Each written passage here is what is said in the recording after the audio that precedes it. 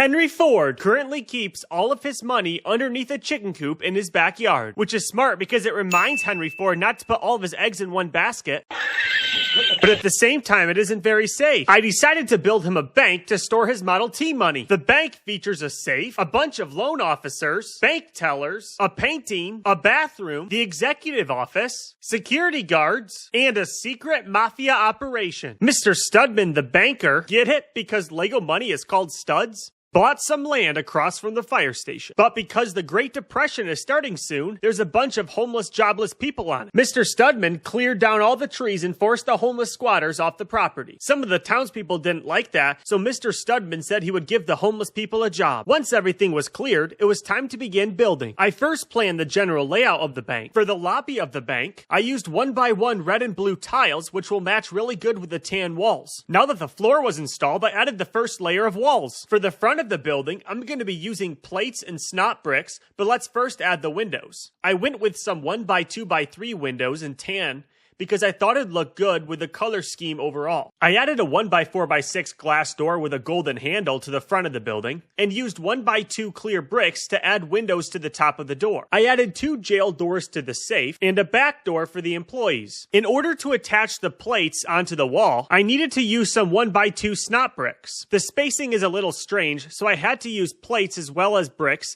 to make sure that the studs on the snot bricks were the correct distance apart. To build the facade pieces, I took 3 2x4s and 2 1x2 plates and attached them together to make a 9 stud long plate. For the 2x2 sections on the top and bottom, I used these 2x2 tile pieces. And in the center of the 5 studs on top, I put a 1x2 ingot piece. Covering the 2x2 tiles and on either side of the ingot piece, I put these trapezoid shield pieces. I then attached it to the snot bricks that I added onto the walls. I did the same thing for the gaps between all the other windows. Once the front walls were in, it was time to start building the tan bank teller areas. There is going to be 6 bank tellers on each side, so I partitioned each one with some 1x2 bricks between them. You'll see that later in the video, I add some wooden benches behind these wall columns, which I think is really nice for the bank tellers to set things on as they're helping the customers. The snot bricks will be used to add a nice decoration to the top of the bank teller area. I used 3x4 minifigure plate tiles for the countertops. I used 1x4x2 jail bar pieces to protect the bank tellers. To decorate the top of the bank teller area, I used 1x2 modified gold plate pieces. Next, it was time to start building the safe. I used 2x4 and 2x6 bricks so that it'd be much harder for any robbers to blow up the safe door from the main entrance. This 1x4 snot brick is so I can add a painting of the bank owner on it. Once the wall of the safe was done, it was time to start working on the secret mafia operation. Right next to the speakeasy, which I hope to make soon, the mafia is starting to dig into the side of the bank. I used inverted slopes and regular slopes to make it look like the mafia was digging into the side of the safe. Just above the spot where the mafia is digging is the stairs to get to the next story of the bank. Hopefully the mafia isn't too noisy when they're digging. Now it's time for a super speedy time lapse of me building the walls. I added little brown tables behind the various columns like I explained earlier so that the tellers have somewhere to count the money before handing it to the customer. There's even a cash register. I did the same thing with the other side. The reason why I like using 3x4 minifigure plate pieces for the countertops is that on the studs, I can add ingot and $100 bill pieces to the countertops to make it look like the teller is handing the customer some money. I added some finishing touches to the ground floor of the bank, like this picture of the bank owner, as well as the gold ingot pieces above the safe doors. The first thing I had to do when I built the second story is adding bricks along the staircase hole so that it wouldn't fall apart. For the railings of the lobby hole, I used these 1x4x2 ornate gold railing pieces with some blue tiles for the top. For the front of the building, I used the same technique as I did on the ground floor, except I had to use 1x4 masonry bricks so that this front small 1 stud wide double plate layer wouldn't fall off the building because it was quite fragile. I had to use the masonry bricks on top to stabilize it because I couldn't put any other plates underneath the 2 stacked plates because that would interfere with how it connected to the ground floor. Other than that, both facades are the same. If you look underneath the 2x7 plate facade, I left a little gap so that it can slide into the ground ground floor. For the second story, I once again decided to build some of the walls in the staircase to stabilize the floor. I put down all the tiles for the second story,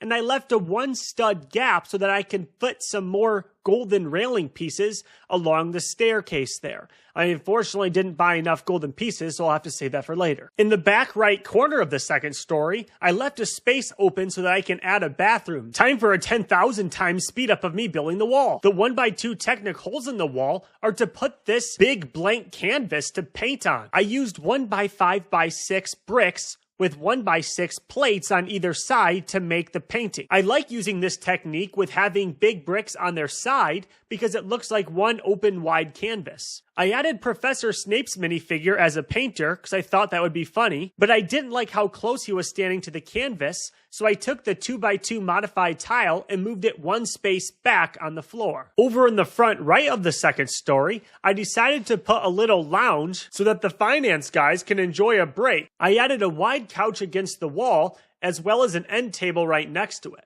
For the end tables, I took a 2x2 round tile piece and this toilet bowl piece, I just don't know what to call it, and made an end table. For the lamp for the top of the end table, I took a yellow head and a 1x1 green cone and attached them together. I'm not sure how I like it, but let me know in the comments below what your thoughts are. Along the window, I added an armchair and I added another armchair next to the railing.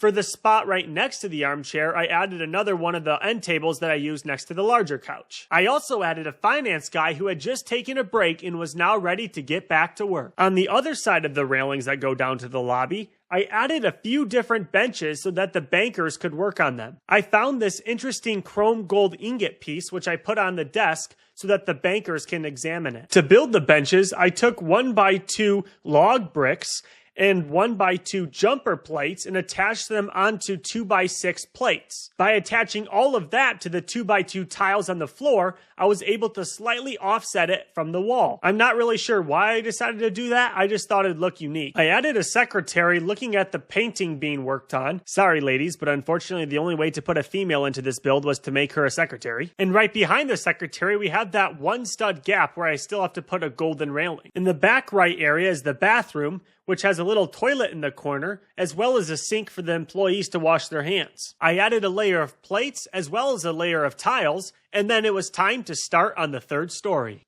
I started the third story the same way that I started the other stories, by building the front of the building. Once I put the roof on at the end, you'll see that I had to slightly modify the front, but other than that, it's the same. I once again built all the walls to keep the floor stabilized while I put on the tiles. In the back right corner, I added a ladder so that people can access the roof. Because I don't have any more gold railings, I had to use white railings for the third floor. I had to build the plates slightly differently for the top story, so there's actually a 2-stud wide area down by the windows. So to fill up the gap right behind the windows, I used masonry bricks with a windowsill. I also added white rails around the middle opening. To cover up the ladder in the back right corner, I added a little door in a wall. I had placed all the tiles, but something didn't look quite right because there was a 1-stud gap along the walls and railings. So I tore everything up and redid it so that everything lined up correctly. It saved me from having to use tons of 1x2 tiles along the walls, and it made more room for the benches. The first bench that I added has a bunch of money and a notepad on it. I like using 2x2 jumper plates underneath the chairs because then I can angle them in such a way that it looks like someone just got up off of it. I added a blank desk right behind this one,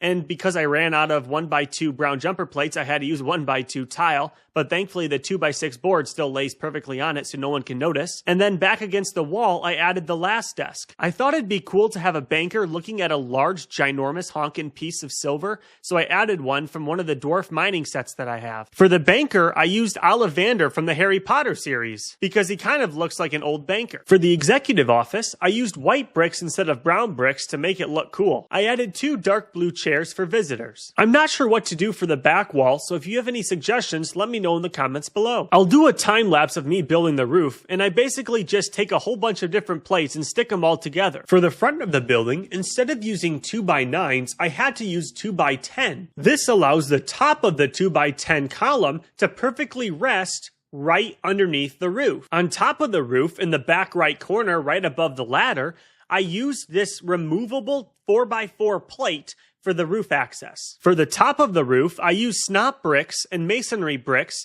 to make it look somewhat like the walls. On the very top, I used 1x1 round gold stud pieces. One thing that I forgot to show you while I was building the bank was the stuff that I put in the safe. I put these silver pieces, as well as a treasure chest, some diamonds, some gold bars.